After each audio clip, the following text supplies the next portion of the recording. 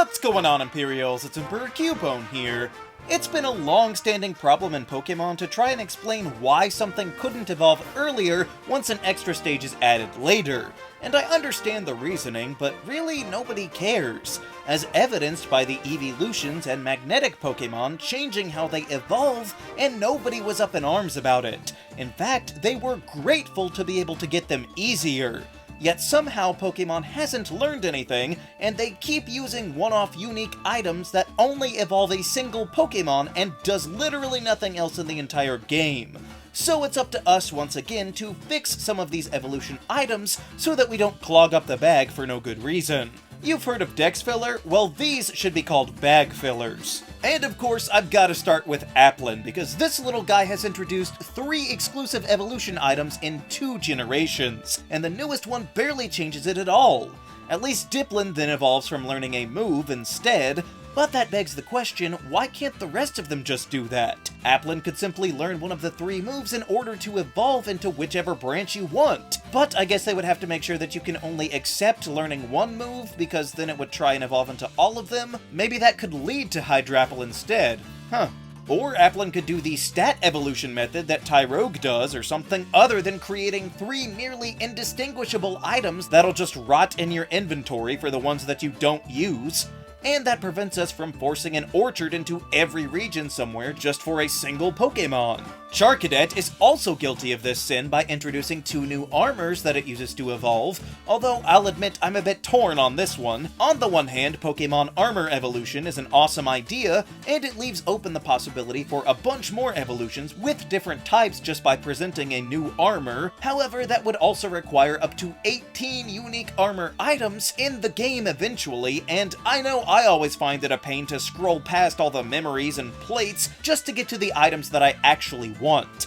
But then what could we do for this Pokémon? Well, we could do learning the signature moves again, but I actually think it'd be super easy to just have Charcadet evolve using the elemental stones. Now, it's already a fire type, but you could easily use the Dusk Stone for Ceruledge, and then Armarouge can go with any number of stones, like the Sunstone or Shiny Stone, or even the Moonstone, since Psychic types have actually been able to use that stone before. Now, I will give Paldea credit for actually using the stones in their roster already, and I get what they were going for, but we really don't need unique armor sets with their own lore when the end product doesn't really look all that different. They're basically just a palette swap of the same armor with just 1 or 2 Bionicle pieces switched out. So I think the evolutionary stones that we've had since the very beginning would work just fine, and even open the door for Charcadet to become like the new Eevee. One of the new evolution methods that makes me the most infuriated is actually Poltergeist, because they literally copied and pasted all of the same mistakes that Sinistcha did. Like their Galarian brothers, these drinking vessels have one of the most minuscule form changes imaginable, where some of them have a tiny seal of authenticity and the rest are all fakes apparently. That kind of made sense last gen with the fancy tea sets, but all of these cups seem to be made of the same thing. So can it really be that different?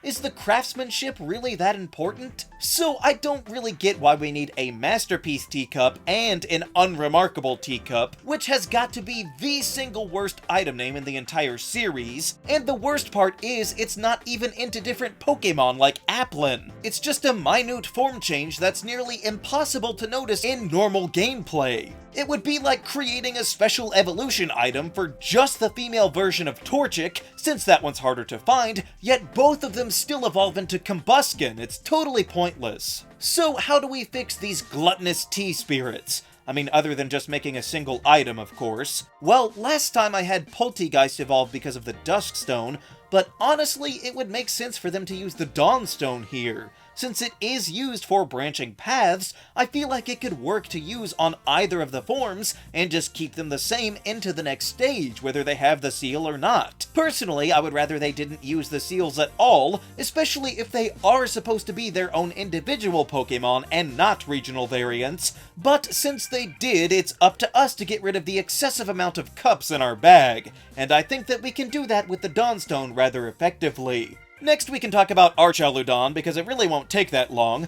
Duraludon now evolves with the Metal Alloy item, which makes enough sense, but, We've had a metal-based evolution item since Gen 2, so why not just use the metal coat? Sure, it would require a trade, but I think a 600 base stat total Pokémon is probably worth the effort. But also, no it wouldn't. They could just do it like in Legends Arceus, where they also changed how some Pokémon evolve because there was no trading. So you just expose the Pokémon to the item like any regular stone, meaning that you could just hold up a metal coat to a Duraludon and watch it change without the need to trade it at all. This is clearly an acceptable outcome because they've already done it in a mainline game. Some people may not think Legends Arceus is a mainline game, but while we're on Hisui, we can talk about some of its newcomers, like Ursaluna, who evolves using the unique Peat Block item. This is used to cover the bear in mud once it evolves, which works because there's really not any ground-related evolution items right now.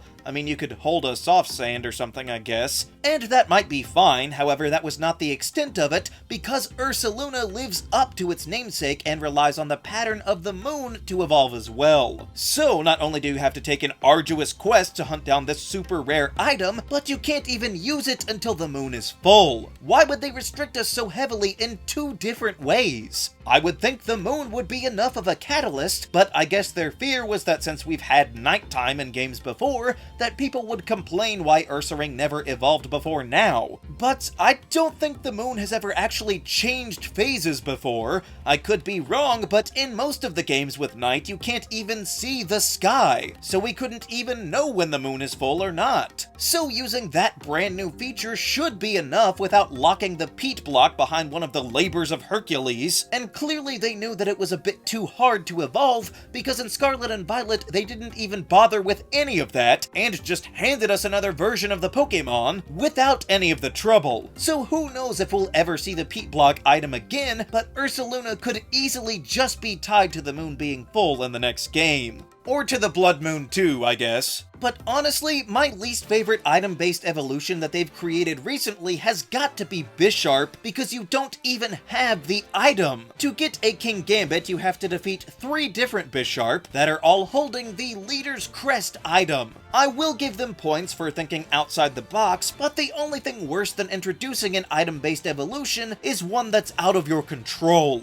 Now, you can ensure that they hold the item when you see a horde of Pawniard around them, because for some reason, that's the only way to know that they've got that crucial crest. Which I do appreciate, but at that point, why is the item even necessary? Couldn't they just make it so that you defeat enough Leader Bisharp out in the world and then you can finally evolve? They could even up the number to 5 or 7 or something. But personally, I think this would be the best candidate to use an attack-based evolution. Kingambit got a great new signature attack that never misses, so just have Bisharp learn that attack and then level up once to evolve. I mean, it worked well enough with Ancient Power in Gen 4, so let Bisharp in on that club too. Otherwise, I just wonder how they're going to maintain the item in the future if they don't have the same group structure in the wild. Will you just have to wait until you run across a 55% chance of them holding the Leader's Crest? Or you could pack a Frisk Pokemon, I guess, to make sure of it. The only problem is that Pawniard evolves at level 52 for some reason, so Bisharp probably wouldn't learn Kowtow Cleave until the mid-60s anyway, which is pretty late, but I guess it's better than nothing. Now, not as pressing as Kubfu, since it is a rare legendary Pokemon, however, it still has 2 items required to evolve it, being the Scrolls of Darkness and Waters respectively. In the Isle of Armor, you had to go through a Tower of Trials just to obtain these scrolls, so are they going to keep up that level of gravitas every time Kubfu comes up? No, you're a lot more likely to just be handed these items in bulk with the other huge surplus of legendary items, when these ones don't even buff your stats. Well, I mean, I guess evolution would kind of count for buffing your stats, but this is still an awful way to handle picking whichever version of Urshifu you want. So I feel like this is the perfect time to break out the classic evolution based on other Pokemon trope. Not really a specific one like Mantike, but more like Pancham, where it hangs out with a certain type of Pokemon and starts to take on some of those traits. However, instead of just relying on water or dark types on your team, they could carry through the sort of trial system by requiring Kubfu to beat a set number of water or dark types as well. That way you're getting a double dose of your chosen element to fully immerse Kubfu in the deep end of either water or darkness. Or hey, since they're called the Single Strike and Rapid Strike forms, maybe Kubfu could use a set number of priority moves versus strong base power attacks. Or if the strong and agile battle system ever comes back, that way would line up perfectly. Point is, there's no need to invent 2 new items to maybe use in the entire game, especially when the evolutions are introduced at the same time as the base stage. You don't need to complicate a Pokemon that we just met, guys. And then really the only other newer item is the Augurite for Cleavor, but I actually think that's pretty alright. I mean, Scyther evolved with an item before, so doing it again with a different element is pretty consistent. But that also opens up other possibilities in case Scyther ever holds an electric-based item, or ghost, or whatever else. So that's how I would fix the newer, utterly superfluous extra evolution items they can't help but churn out on a regular basis. What are your least favorite one-off bag fillers? Let me know down in the comments. Also be sure to leave a like, share this video, and subscribe so that you too can become an Imperial today. And until next time, stay grounded!